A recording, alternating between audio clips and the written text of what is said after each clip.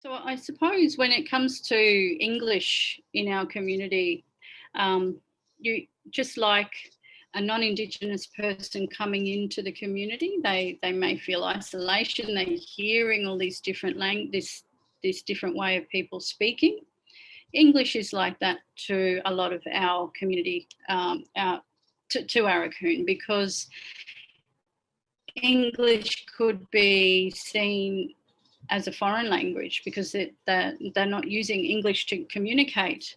In fact, you can quite easily see that almost the connection between an English speaker and a Wik Mungkan speaker, there is sometimes some awkwardness between the two, because they're both the Wik Mungkan speaker is trying to hear what the English speaker is saying and interpret that in his or her own way, especially our children when they're hearing, they're born with Wik Mungkan as their first language, they hear it in their mother's tummy. So when they're learning or hearing English, it is really like a foreign language.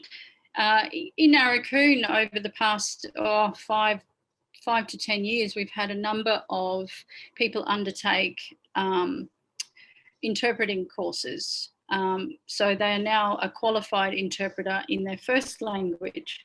So this is really amazing in terms of people wanting to access the court system and really not understanding what's happening in court are now able to access a Wik Mungkan interpreter to help them understand and talk through their processes in court, similar to the health industry in the community.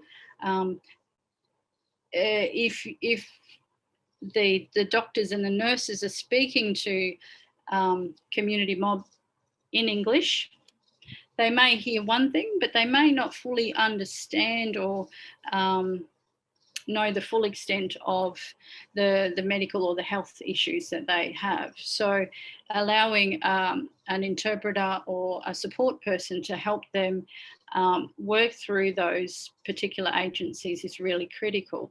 So just like that example, at schools, our children are encouraged, or they're taught in English every day.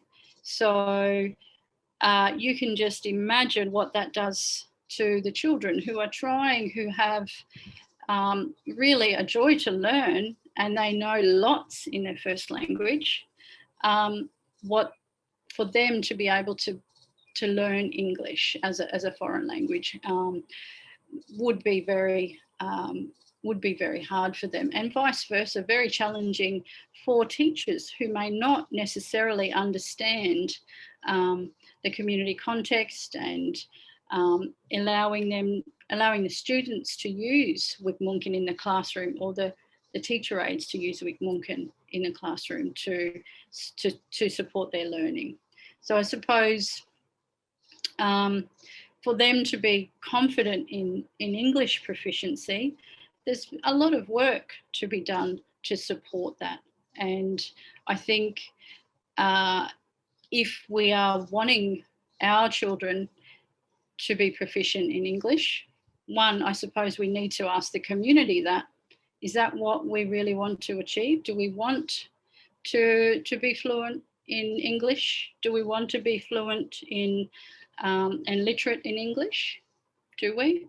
So that's a community response. So I think going back, if you were to ask people what they'd want, I think that'd be a very powerful message to be received about what the people want in terms of being literate in their first language, Wik Mungkan, and being literate in English.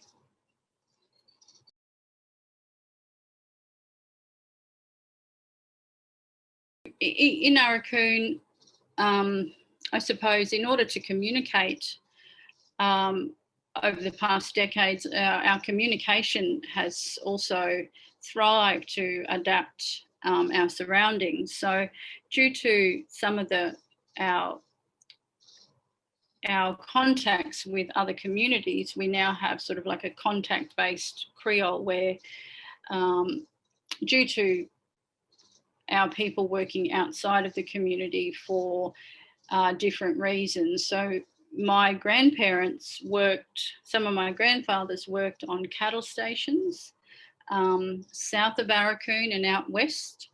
So they would have come in contact with other Aboriginal workers on the farms and on the stations as well. So their communication style would have influenced, and they would bring that home. And also we had grandparents that worked in the Torres Strait on the pearl luggers. So there was really a strong connection also to the Torres Strait. A lot of our songs in our first language, we sometimes represent that with a Torres Strait Islander dance style, if that makes sense. So there has been those influences for a very long time, which has enabled us to communicate with different communities as such. So the Creole, it's a language that they use to communicate with the other communities. So it's quite transferable, I suppose, when going from community to community. People pick up and are able to switch to that particular Creole from that community. And that would be due to a lot of those influence as well from our old people. But now that we have travel and our intermarriages with different communities as well, that has also enabled us to, I suppose, express ourselves using this Cape York Creole. Some people may call it.